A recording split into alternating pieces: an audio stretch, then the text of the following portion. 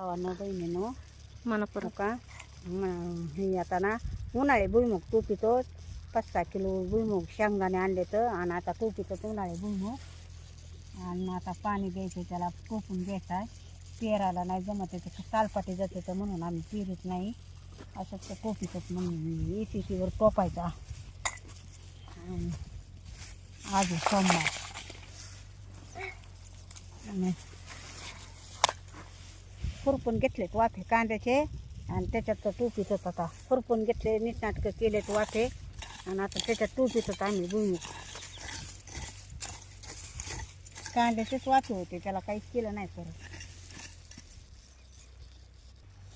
आता तिकडं गव्हाला पाणी द्यायचं चाललंय आणि वाऱ्याने बी पडायचं भीती वाटते पण आता नाही दिल्यावर ती उंदरं लागत पुढं म्हणून शाने आता पाणी द्यावंच लागेल.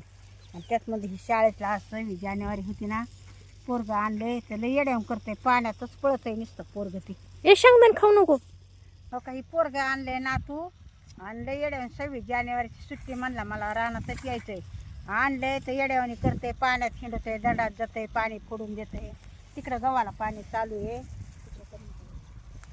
तिकडं गव्हाला पाणी चालू आहे आणि नुसतं येड्यावून करते कामं करून दे ना काय व्हायना.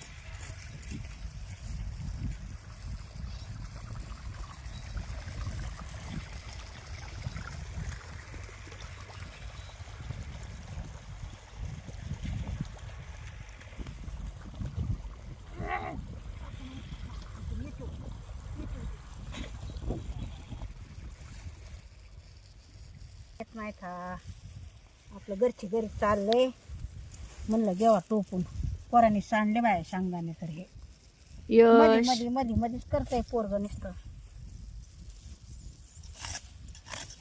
इतीवर टोपावं लागतं भुईमुग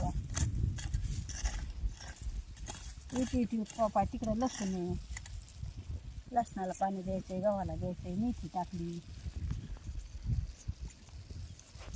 आपलं घरचं बरं म्हणतं माळ. एक सुनबाई घरी ठुली एक आणली रानात